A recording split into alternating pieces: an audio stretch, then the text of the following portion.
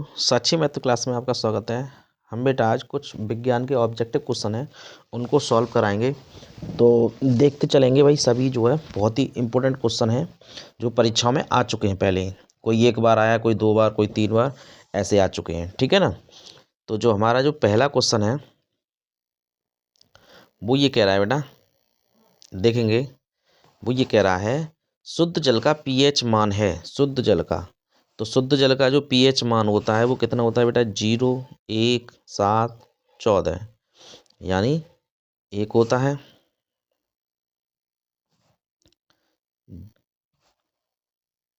7, 14, ये पूछ रहा है भाई, ठीक है ना। तो हमारा जो होता है, क्या होता है भाई, शुद्ध जल का जो पीएच मान होता है, जो पीने योग्य पानी होता है, उसका जो होता है वो कितना होता है बेटा? 7 होता है। ये याद रखना है, ठीक है। कितना होता है? 7 होता है, ठीक है। अगला देखेंगे। वो ये कह रहा है वेबर किस राशि का मात्रक है? चुंबकीय क्षेत्र की तीव्रता का, चुंबकीय फ्लक्स घनत्व, चुंबकीय क्षेत्र की तीव्रता। ये भैया यूपी बोर्ड परीक्षा में 2018 में आया है। तो जो वेबर जो होता है वो किसका होता है बेटा? चुंबकीय फ्लक्स का जो है मात्रक होता है, ठीक है। अगला देखेंगे। निम्न में से कौन सी धातु ठंडे जल से हाइड्रोजन गैस निकालती है भाई? तांबा है, सोना। भाई ये बताना हमें कि कौन सी, यानी जो निम्न में से कौन सी धातु ठंडे जल से हाइड्रोजन गैस विस्थापित करती है? तो हाइड्रोजन गैस करती है। तो कौन सी करती है भाई? तांबा करती है, सोना करती है, पोटेशियम है, या एल्युमिनियम है? तो इसमें से जो सही आंसर है वो है हमारा बेटा पोटेशियम। कौन सा सही है? पोटेशियम। ये हमारा सही है, ठीक है ना। पोटेशियम ये जो है हाइड्रोजन गैस निकालती है भाई, ठीक है ना। अगला देखेंगे। ये कह रहा है निम्न में से किसी धातु अम्ल से हाइड्रोजन विस्थापित नहीं करती है भाई? तो हाइड्रोजन विस्थापित जो है, यानी क्रिया करने पर हाइड्रोजन जो है विस्थापित नहीं करेगी। भाई आप क्रिया कराएंगे तो आयरन भी हाइड्रोजन विस्थापित करेगा, जिंक भी करेगा, मैग्नीशियम करेगा, लेकिन कौन नहीं करता है? कॉपर। कौन नहीं करता है भाई? कॉपर। यानी हाइड्रोजन को ये विस्थापित नहीं करता है, कॉपर, ठीक है ना। ये इसका आंसर है, कॉपर। आगे देखेंगे भाई। ये कह रहा है एसिटिक अम्ल का आईपीएसी नाम होता है भाई। आईपीएसी सबने पढ़े होंगे, तो आईपीएसी नाम बताएं भाई कमेंट बॉक्स में, क्या होता है भाई? एसिटिक अम्ल, एसिटिक अम्ल, एसिटिक अम्ल जानते हो सभी, जिसे हम क्या कहते हैं? आम भाषा में छिरका भी कहते हैं। क्या कहते हैं भाई? छिरका। क्या कहते हैं? छिरका। इसे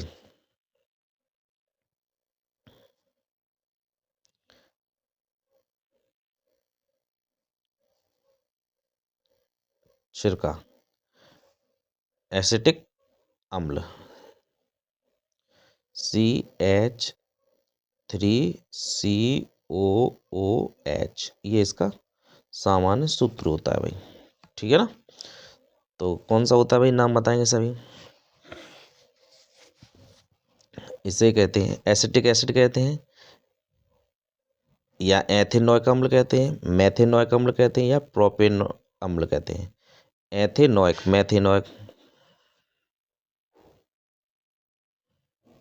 भाई आप जानते हो भाई 2 कार्बन है, कितने कार्बन है इसमें? कार्बन कितने भाई? 2 कार्बन है ना। एक ये है और एक ये है, 2 कार्बन। जब किसी में 2 कार्बन होते हैं तो उसे क्या कहते हैं? एथ।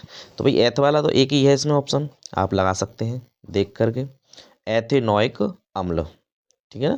क्योंकि ग्रुप जुड़ा है ना, और एक ग्रुप है इसलिए एथेनॉइक अम्ल, एसिड है इसलिए अम्ल लगा देंगे, ठीक है ना। अगला देखेंगे भाई।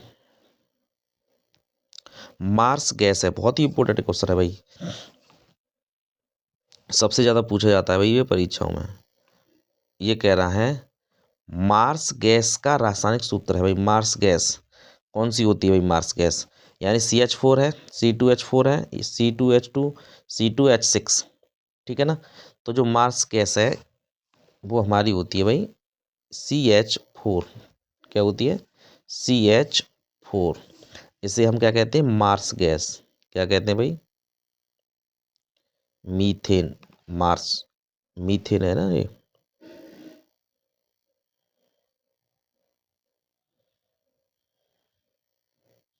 मार्स गैस, ठीक है ना। CH4 मीथेन इसे कहते हैं भाई। एक और क्वेश्चन पूछता है दलदल में, पूछ लेता है दलदल में कौन सी गैस पाई जाती है भाई, दलदल में तो यही पाई जाती है CH4, दलदल की गैस कहते हैं,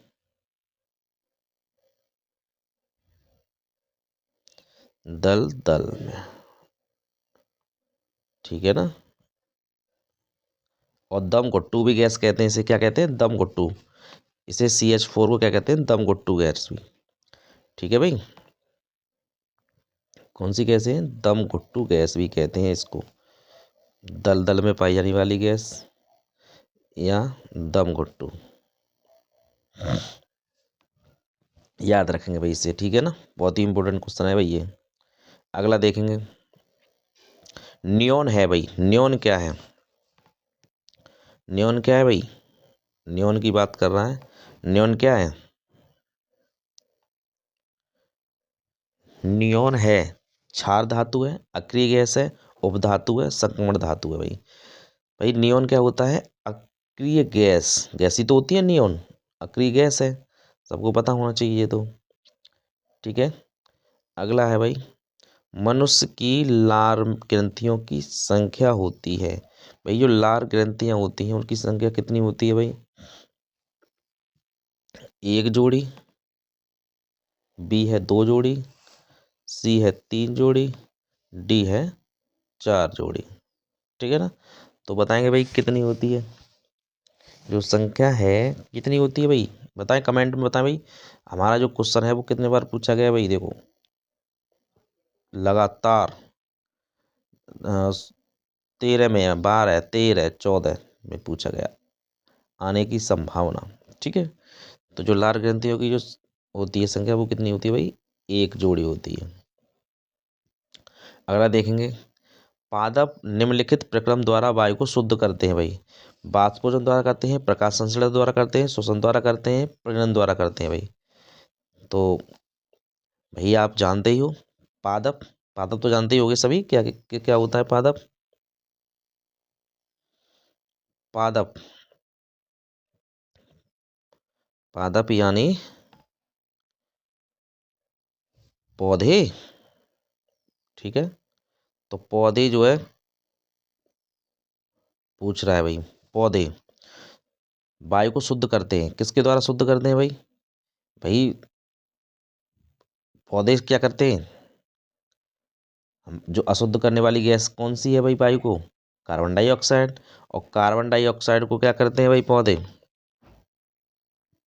कार्बन डाइऑक्साइड को पौधे ग्रहण करते नहीं करते हैं, पौधे ग्रहण करते हैं, और ग्रहण करते हैं और छोड़ते कौन सी हैं,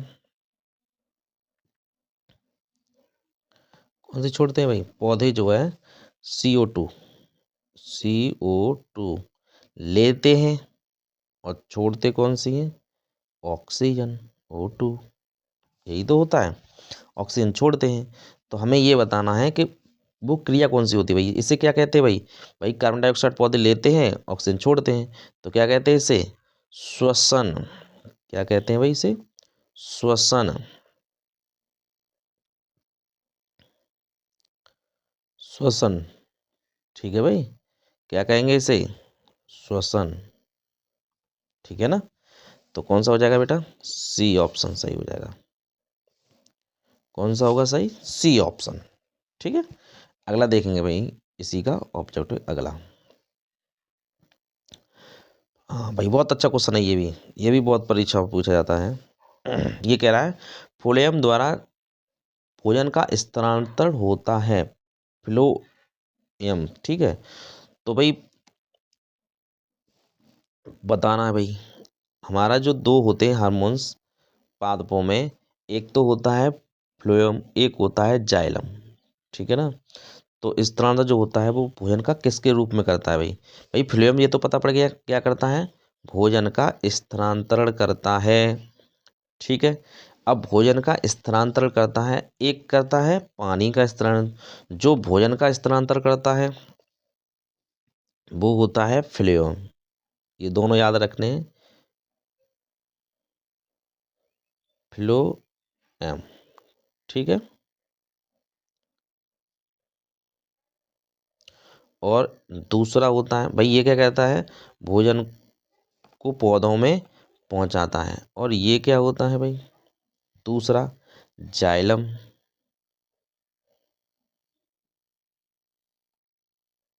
इसका काम होता है भाई जल को, भाई जाइलम याद रखेंगे नाम से ही, यानी नाम से याद रखेंगे। एक क्या है, फ्लोएम। ठीक है। दूसरा क्या है, जाइलम। ठीक है भाई, दूसरा जाइलम। तो इसका जो कार्य है वो क्या है, जल, जल का स्थानांतरण। इसका जो कार्य है वो क्या है, भोजन। ठीक है भाई, इसका क्या कार्य होता है, भोजन को स्थानांतरण करना। ठीक है ना। अब ये दोनों करते तो हैं, जाइलम तो जल का करता है भाई, जा से याद रखेंगे, जाइलम होता है। ठीक है। और इसका फ्लेम भोजन से याद रखेंगे। ठीक है।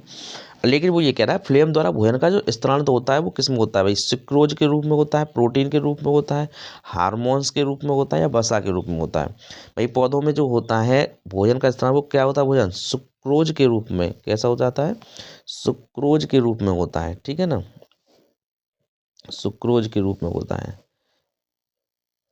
ठीक है, सुक्रोज के रूप में, ये ध्यान रखेंगे। अगला है भाई,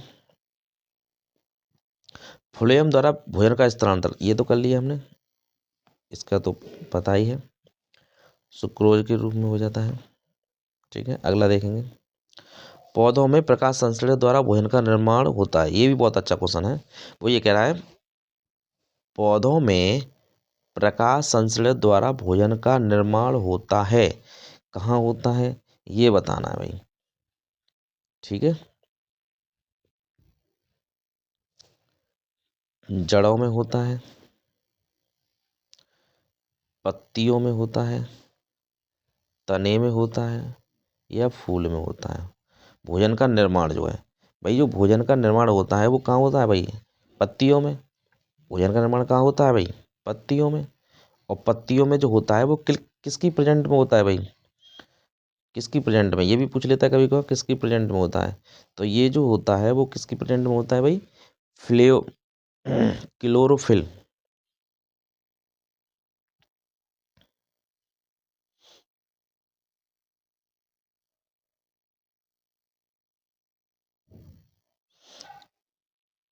क्लोरोफिल और प्रकाश संश्लेषण की प्रेजेंट में। ठीक है ना। अगला देखेंगे भाई, जल का सम्वहन होता है, अभी मैंने बताया था, अभी बताया था ना, जल का सम्वहन, पिछले क्वेश्चन बताया था मैंने। जल का जो सम्वहन होता है वो कहाँ होता है भाई, किससे के द्वारा होता है, जाइलम। किससे होता है, जाइलम द्वारा। ठीक है ना, किसके द्वारा होता है, जाइलम, जल का सम्वहन। पौधों में भोजन का स्थानांतरण होता है, ये भी बहुत अच्छा क्वेश्चन है भाई। भोजन का जो स्थानांतरण मैंने अभी बताया था, ये किस किस के द्वारा होता है, भोजन का स्थानांतरण किसके द्वारा भाई, जो भोजन का स्थानांतरण होता है वो किसके द्वारा होता है, फ्लोएम द्वारा होता है, ये बताया था मैंने अभी, दोनों बताए थे। जाइलम से जल होता है, फ्लोएम द्वारा भोजन का स्थानांतरण होता है। ठीक है ना, पौधों में। अगला देखेंगे, फेफड़ों से शुद्ध रक्त जाता है भाई, शुद्ध रक्त की बात करता है। तो बहुत ही अच्छा क्वेश्चन है भाई ये। ठीक है ना, दायां लिंद में, बायां लिंद में, दाएं निलय में, बाएं निलय में। ठीक है। तो जो आता है भाई, हमारे चार चैम्बर में बता बटा होता है ना हमारा हृदय, इस तरह से चार चैम्बर होते हैं हमारे हृदय के। ठीक है ना,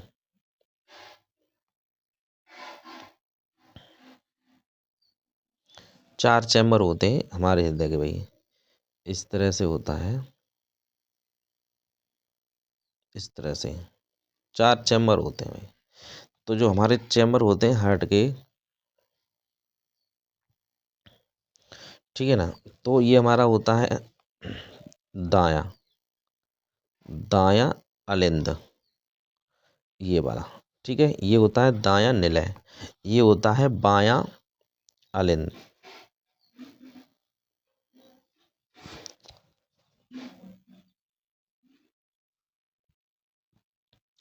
और ये होता है बायां निलय। तो हमारा जो क्या करता है भाई ये क्या करता है, यहाँ से हमारे शरीर से शुद्ध अशुद्ध रक्त जो है आता है।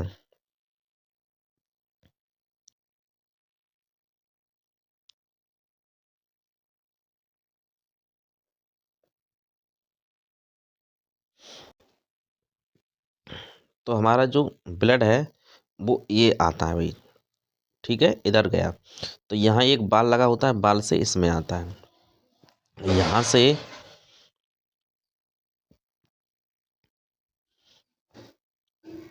फुफ्फुस द्वारा कहाँ ले जाता है, फेफड़े में, ठीक है। और फेफड़ों से जो फिर शुद्ध जो रक्त हो जाता है, शुद्ध रक्त लाया जाता है यहाँ, ठीक है, इस तरह से।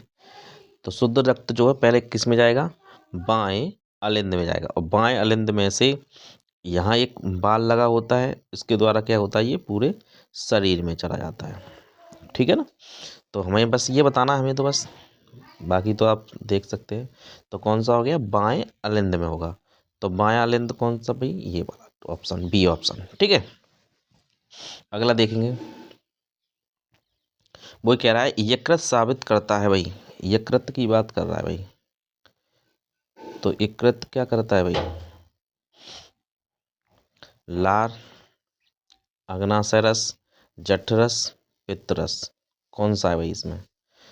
तो क्या करता है भाई, यकृत जो स्रावित करता है वो क्या करता है भाई, पित्तरस पूछ लेता है, ठीक है ना, पित्तरस करता है भाई।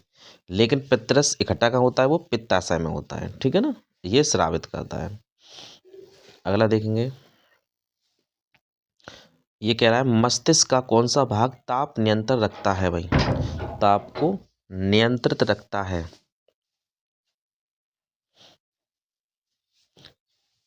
तो इसका जो ऑप्शन है ताप नियंत्रण के लिए भाई कौन सा है, बताएंगे सभी, कौन सा रखता है भाई ताप नियंत्रण। ए प्यूटरी, हाइपोथैलेमस, डायनोसिफेनॉन, इनमें से कोई नहीं। तो क्या होगा भाई इसका ऑप्शन, बताएंगे सभी कमेंट बॉक्स में।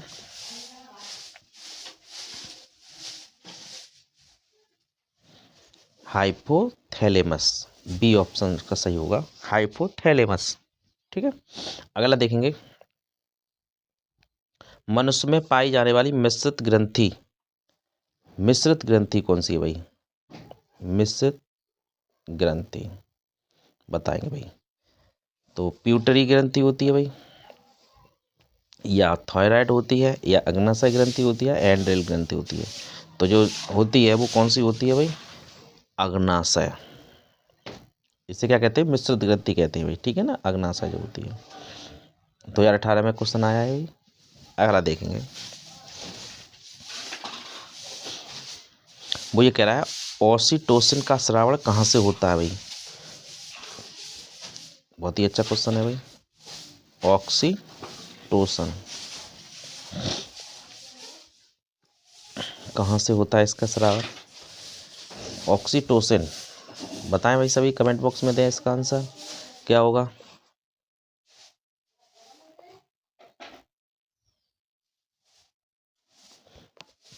किस में होता है भाई, थायराइड में होता है, थाइलेमस में होता है, प्यूटरी में होता है, एंड्रिल में होता है, किस में होता है भाई, इसका जो श्रावण होता है वो किस में होता है भाई, प्यूटरी ग्रंथि में, ठीक है ना, श्रावण जो होता है। अगला देखेंगे भाई, पीयूष ग्रंथि पाई जाती है भाई, पीयूष ग्रंथि जो कहाँ पाई जाती है, बहुत ही अच्छा क्वेश्चन है, पीयूष ग्रंथि कहाँ पाई जाती है भाई। पीयूष ग्रंथि मस्तिष्क के अधर तल पर, मस्तिष्क के पृष्ठ तल पर, सेरिबेलम पर, या सेरिब्रम पर, किसके पाई जाती है भाई, मस्तिष्क के अधर तल पर, ठीक है, कौन सा है, ए ऑप्शन है इसमें। अगला देखेंगे भाई, ये भी बहुत अच्छा क्वेश्चन है भाई। ये कह रहा है मादा लिंग हार्मोन्स को कहते हैं भाई। जो मादा लिंग होता है उसके हार्मोन्स जो होते हैं उसको हम क्या कहते हैं?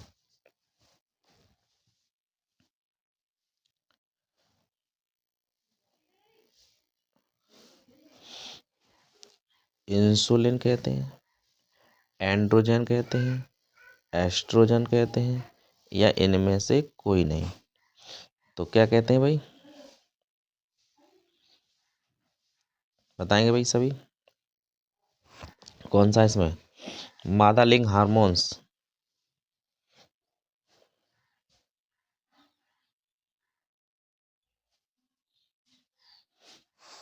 क्या होता है भाई? एंड्रोजन। ठीक है, अगला देखेंगे, हार्मोन्स क्या है?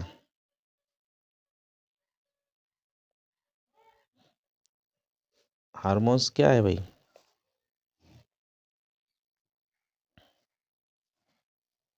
हार्मोन्स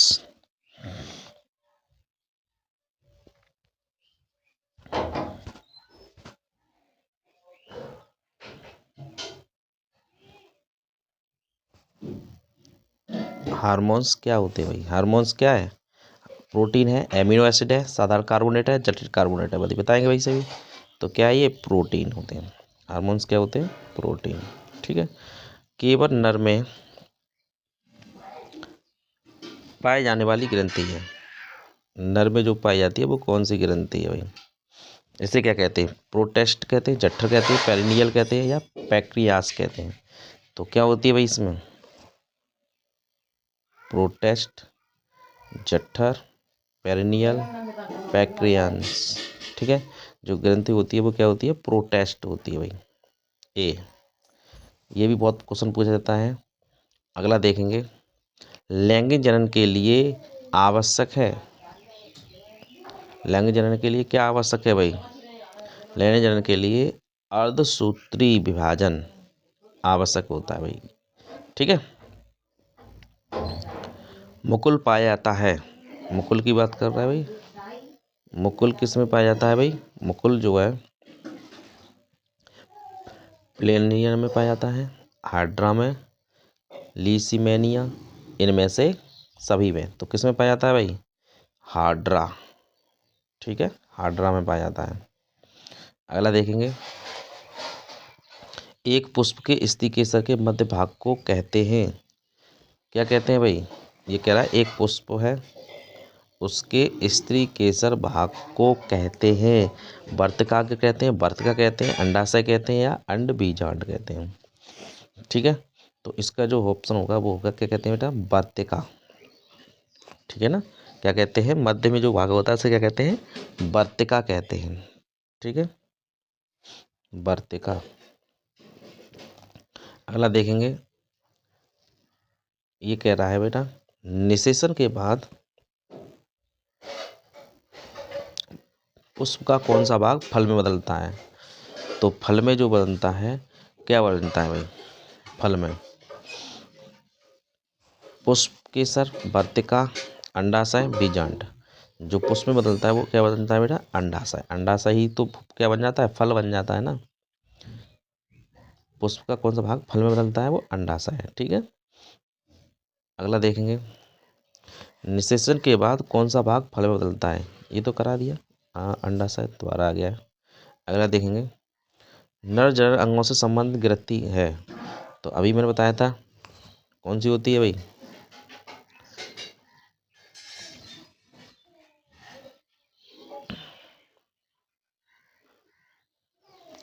नर जनन अंग से संबंधित ग्रंथि कौन सी होती है? एपिडाइड में होती है, अधिवक्र ग्रंथि, प्रोटेस्ट ग्रंथि, अग्नाशय।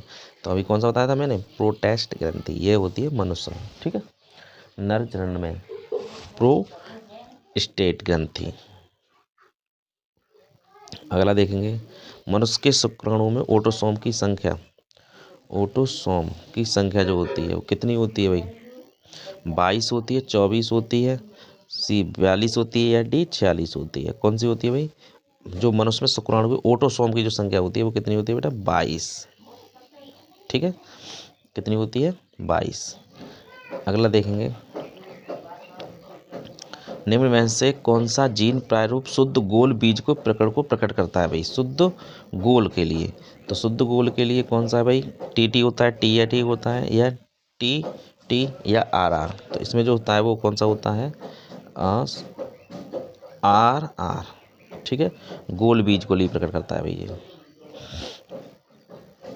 अनुवांशिकी के जनक हैं, अनुवांशिकी के कौन जनक है भाई? ये भी बहुत क्वेश्चन पूछता है। अनुवांशिकी के जनक कौन है भाई? डार्विन है, ह्यूमन गुबिलिस है, मैकरन जॉन मेंडलीफ है, हरगोविंद खुराना। कौन है भाई? Gregor John Mendeleev. आनुवांशिकी, ठीक है, आनुवांशिकी जॉन मेंडल।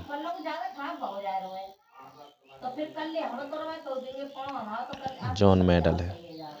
अगला देखेंगे भाई, जीन शब्द का प्रयोग सर्वप्रथम किसने किया था?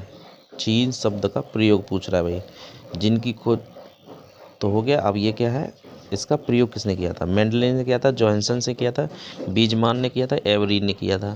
किसने किया था? जोहानसन से। किसने किया था? जोहान्स। किसने किया था? जोहान्स ने। ठीक है, ये इसका ऑप्शन है। अगला देखेंगे, ये कह रहा है मनुष्य में शुक्राणु ऑटोसोम की संख्या कितनी होती है? तो ये तो अभी बताया था, बताएं भाई कितना बताया था भाई? 22। ठीक है, गुणसूत्र किस पदार्थ के बने होते हैं? गुणसूत्र की बात कर रहा है भाई। जो गुणसूत्र होते हैं मनुष्य में वो किसके बने होते हैं भाई? प्रोटीन के, आरएनए या डीएनए और प्रोटीन। तो जो गुणसूत्र होते हैं वो भाई डीएनए के तो बने होते हैं, और किसके होते हैं? प्रोटीन, डीएनए और प्रोटीन के होते हैं। ठीक है, डी ऑप्शन है इसका। अगला है भाई, पुरुष में लिंग गुणसूत्र होता है भाई। पुरुष में जो गुणसूत्र होते हैं वो कौन सा होता है भाई? एक्स वाई होता है, एक्स होता है, या वाई होता है, या एक्स होता है खाली? तो इसमें जो गुणसूत्र होता है भाई वो कौन सा होता है भाई? पुरुष में बहुत ही अच्छा क्वेश्चन है भाई।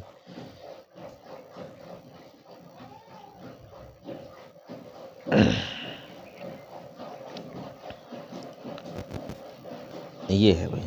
ठीक है, तो ये पुरुष है, तो पुरुष में जो होता है वो होता है बेटा एक्स वाई। ठीक है, और जो महिला होती है उसमें कौन सा होता है? एक्स। ठीक है, ये याद रखना है भाई। तो हमेशा पुरुष का एक्स और महिला का एक्स मिलेगा तो हमेशा एक्स ही, यानी क्या होगा? वो पूछता है ये लड़की।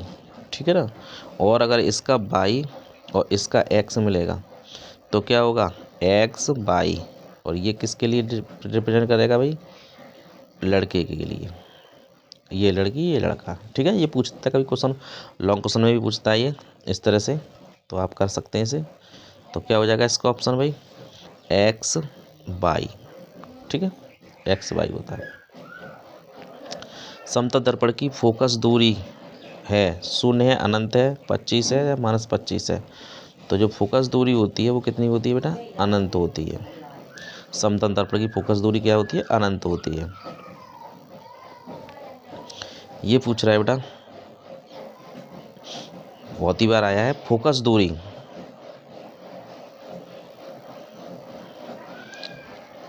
एवं वक्रता त्रिज्या के बीच संबंध बताना है भाई। संबंध पूछ रहा है भाई, तो संबंध क्या होता है? F बराबर R होता है, F 1/R होता है, F R/2 होता है, F 2R होता है। तो जो हमारा संबंध जो होता है वो क्या होता है भाई? यानी जो F और R क्या होता है? यानी जो फोकस दूरी होती है वो वक्रता त्रिज्या की आधी होती है, ये याद रखना है। यानी F बराबर होता है R/2। ठीक है ना, ये होता है, वक्रता त्रिज्या की आधी होती है। तो कौन सा ऑप्शन सही है इसमें? C option. ठीक है, अगला देखेंगे, किसी दर्पण में वस्तु का प्रतिबिंब सदैव सीधा, छोटा, वस्तु से छोटा, सीधा एवं काल्पनिक बनता है। ये पूछ रहा है भाई। समतल दर्पण में, उत्तल दर्पण में, अपतल दर्पण में, किसी में नहीं। तो जो सीध भाई बनता है वो प्रतिबिंब, हमेशा ये याद रखना है भाई, कैसा, काल्पनिक। एक चीज़ याद रखनी है, छोटा बने, सीधा बने और काल्पनिक, हमेशा काल्पनिक, हमेशा काल्पनिक। तो हमेशा जो काल्पनिक बनता है वो किस में बनता है भाई, उत्तल दर्पण में। ये ध्यान रखना है भाई, ठीक है ना। काल्पनिक की बात करें तो ये कह रहा है भाई, ये बहुत पूछता है भाई, एक उत्तल लेंस की जो क्षमता है वो 2 डायोप्टर है, ठीक है ना। तो इसकी फोकस दूरी कितनी होगी, फोकस दूरी की बात कर रहा है भाई। 20 सेंटीमीटर, 50 सेंटीमीटर, 40 सेंटीमीटर, 7 सेंटीमीटर बताएंगे भाई, सभी बताएंगे। तो इसका जो सॉल्यूशन करेंगे भाई, क्षमता दे रखी है, यानी हमें क्या दे रखा है, P कितना दे रखा है, 2, ठीक है। P कितना दे रखा है, 2, और हम जानते हैं सूत्र हमारा जो होता है P बराबर 1/F, और F किस में होना चाहिए भाई, मीटर में, ठीक है ना, मीटर में होना चाहिए। तो P 2 है तो F क्या हो जाएगा भाई, 1/2 मीटर। अब मीटर में कोई है नहीं, किस में, सब सेंटीमीटर में, तो इसको क्या करेंगे, सेंटीमीटर में बदल देंगे भाई। तो 1/2 इंटू 100, तो ये कितने बार कट जाएगा इससे बेटा, 50। तो कितना आ गया भाई हमें इसका आंसर, 50 सेंटीमीटर, ठीक है ना। तो कितना हो गया इसका, 50 सेंटीमीटर। ऐसे कर सकते हैं भाई, ये याद रखना है भाई, P बराबर 1/F मीटर में होता है, इसका सूत्र जो होता है ये होता है। अगला देखेंगे, ये कह रहा है निर्मात में प्रकाश की चाल होती है 3 × 10⁻7 मीटर पर सेकेंड, 2 × 10⁸ मीटर पर सेकेंड, 3 × 10⁸ मीटर पर सेकेंड, या 3 × 10⁸ मीटर पर सेकेंड। जो चाल होती है वो कितनी होती है, 3 × 10⁸ मीटर पर सेकेंड होती है भाई, ठीक है। अगला देखेंगे, मनुष्य के स्वस्थ नेत्र में प्रतिबिंब बनता है भाई। भाई स्वस्थ मनुष्य है, उसका जो प्रतिबिंब बनता है वो कहाँ बनता है, ये पूछना चाह रहा है, ठीक है। तो कहाँ बनता है, रेटिना पर बनता है, रेटिना से आगे बनता है, रेटिना से पीछे बनता है, अनंत बनता है भाई। अनंत पे तो बनता नहीं है कभी भी, ठीक है ना। या तो रेटिना से आगे बनेगा, पीछे बनेगा, या रेटिना पर बनेगा, 3 कंडीशन होती है। ये तो वैसे भी कट गया। अब रेटिना पर आगे पीछे बनता है तो इसका मतलब क्या है, उसमें दोष है, तो ये भी नहीं होगा ना ये होगा। तो स्वस्थ मनुष्य में जो प्रतिबिंब बनना है सही दिखाई दे रहा है ना, और सही दिखाई देगा तो कहाँ बनेगा, रेटिना पर बनेगा। और कैसा बनेगा भाई, उल्टा बनेगा, ये भी आप जानते हो, प्रतिबिंब रेटिना पर कैसा बनता है, उल्टा बनता है, ठीक है ना। अगला देखेंगे भाई, चंद्रमा से देखने पर आकाश दिखाई देता है, कैसा दिखाई देता है भाई, बैंगनी, नीला, काला, सफ़ेद। तो जब हम देखते हैं चंद्रमा से तो कैसा दिखाई देता है, काला, ठीक है, कैसा दिखाई देता है, काला, ये याद रखना है भाई। अगला कह रहा है किसी चालक में धारा का प्रभाव होता है। भाई चालक में धारा का प्रभाव भाई किसके कारण होता है, धारा का प्रभाव, इलेक्ट्रॉन द्वारा, प्रोटॉन द्वारा, न्यूट्रॉन द्वारा, इनमें से कोई नहीं। तो भाई धारा के जो गमन करने के लिए आवश्यक होते हैं वो क्या होते हैं, आवश्यक इलेक्ट्रॉन, ठीक है ना, क्या होते हैं, इलेक्ट्रॉन, यानी इलेक्ट्रॉन गमन करते हैं तभी हमारी धारा प्रभावित होती है, ठीक है ना। अगला देखेंगे, आवेश, वैद्युत आवेश का मात्रक, मात्रक पूछ रहा है भाई, मात्रक क्या होता है भाई इसका, जूल होता है, कूलम होता है, वोल्ट होता है, एम्पियर होता है। बताएंगे भाई आवेश, तो आवेश क्या होता है भाई, कूलम, सभी को पता होगा ये तो कूलम होता है। अगला है धारा का, किसका पूछ रहा है भाई, धारा का एसआई मात्रक, धारा का एसआई मात्रक है। तो एसआई मात्रक क्या होता है भाई, धारा का कूलम होता है। अभी बताया ये तो कूलम तो किसका होता है, आवेश का, एम्पियर, जूल, ओ, तो इसका जो होता है वो क्या होता है, एम्पियर, धारा का जो मात्रक होता है वो एम्पियर होता है, ठीक है। प्रतिरोध का मात्रक पूछ रहा है भाई, प्रतिरोध बताएंगे भाई, प्रतिरोध का मात्रक क्या होता है, एम्पियर होता है, वोल्ट होता है, ओम होता है, कूलम होता है। तो प्रतिरोध का जो मात्रक भाई ओम, ठीक है, क्या होता है, ओम होता है। अब आ गया बेटा रसोई गैस, रसोई में प्रयुक्त गैस, ईंधन गैस पूछ रहा है भाई। रसोई में जो प्रयुक्त होती है कौन सी होती है भाई? एलपीजी, सीएनजी, मीथेन, इनमें से कोई नहीं। तो कौन सी होती है भाई? LPG, liquid petroleum gas. Full form भी पूछ लेता है कभी कभी इसकी बेटा, लिक्विड पेट्रोलियम गैस। सीएनजी की होती है कंप्रेस्ड नेचुरल गैस। ठीक है, अगला देखेंगे भाई, तापीय विद्युत संयंत्रों में प्रयोग किए जाने वाला ईंधन है, कौन सा है भाई? तापीय ईंधन। जल है, यूरेनियम है, जैव मात्रा है, या जीवाश्मी ईंधन। तो इसका जो होता है वो क्या होता है? जीवाश्मी ईंधन होते हैं। ठीक है ना, कौन सा होता है? जीवाश्मी ईंधन। ये है भैया, क्या कह रहा है? ओम के नियम का सूत्र है, ओम का नियम। तो आप जानते हो सभी ओम का नियम क्या होता है? हमारा जो सूत्र होता है भाई, ओम का नियम पूछ रहा है, V बराबर आई आर। हमारा क्या होता है भाई? V बराबर आई आर। ठीक है, याद रखेंगे, V बराबर आई आर। ठीक है, अब देख लो भाई, V बराबर आई आर है कोई इसमें? नहीं है, सब आई में। तो आई बराबर निकाल लो, तो आई बराबर क्या हो जाएगा? V upon R. ठीक है, ये हमारा सूत्र हो गया। कौन सा हो गया बेटा? सी दे रखा है, ऐसा और कोई है नहीं, सी है। ठीक है, बाकी हमारे ये सारे क्वेश्चन यहीं ख़त्म हो गए। अगर आपको हमारा वीडियो अच्छा लगा हो तो हमारे चैनल को सब्सक्राइब, वीडियो को लाइक और शेयर करें। मिलते हैं नेक्स्ट वीडियो में, तब तक के लिए धन्यवाद।